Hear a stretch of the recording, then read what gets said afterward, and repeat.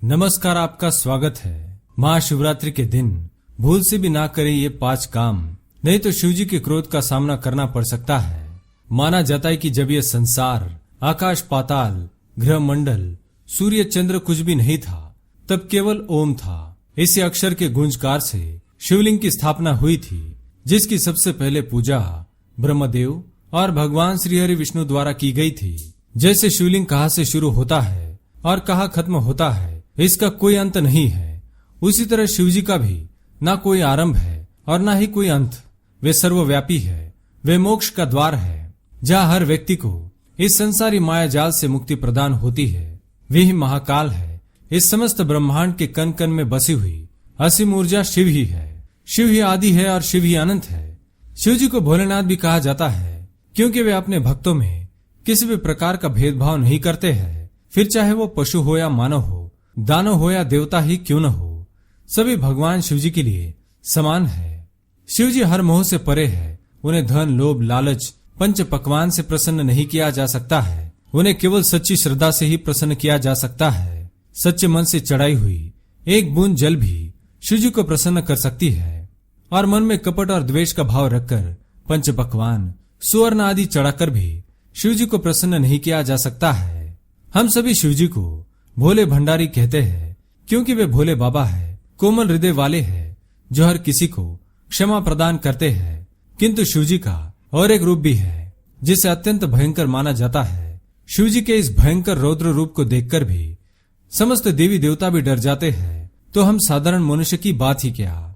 जिस प्रकार से भगवान शिव चंद्रमा की तरह शीतल है, उसी प्रकार से वे क्रोध आने पर सूर्य से भी अधिक भयंकर और तेजमान हो जाते हैं।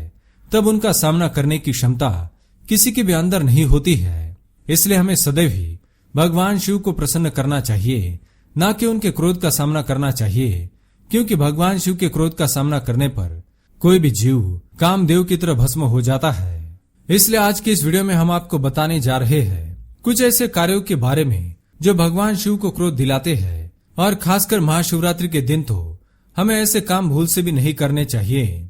तो चलिए बिना देरी किए जान लेते हैं शिव पुराण में ऐसे कौन से कार्यों के बारे में बताया गया है जो महाशिवरात्रि के दिन किसी भी मनुष्य को नहीं करने चाहिए।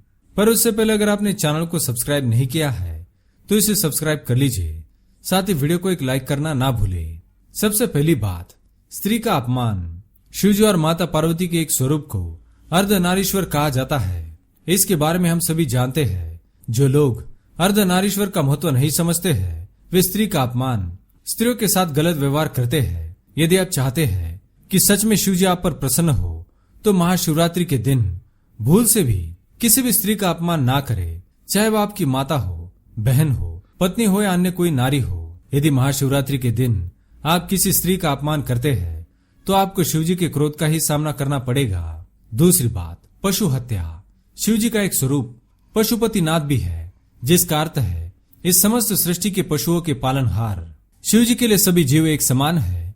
यदि महाशिवरात्रि के दिन कोई मनुष्य किसी पशु के प्राण हर लेता है, किसी पशु को कष्ट देता है या पशुओं का मांस खाता है, तो उसे भगवान शिव के क्रोध का ही सामना करना पड़ेगा।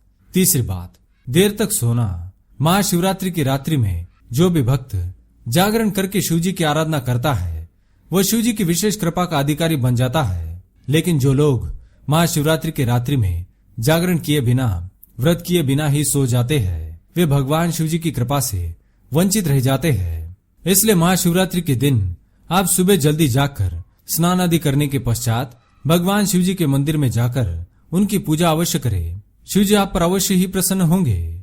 चौथी बात, लालच। अगर आप सोच रहे हैं कि भगवान शिवजी को आप सुवर्ण, चांदी, मोती या पंच पकवान से प्रसन्न कर सकते हैं, तो आप बिल्कुल गलत है। शिवजी महायोगी है, बैरागी है, वे कैलाशपति है। ये समस्त संसार उन्हीं की आज्ञा से चलता है। उन्हें आपके द्वारा दिए गए किसी भी अनमोल रत्न की चाह नहीं है। उन्हें बस आपकी सच्ची श्रद्धा और भक्ति चाहिए।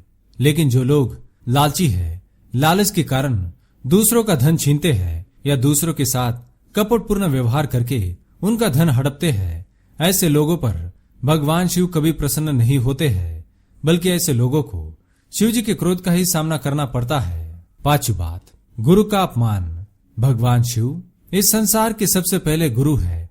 उन्होंने ही इस संसार को योग का ज्ञान दिया है।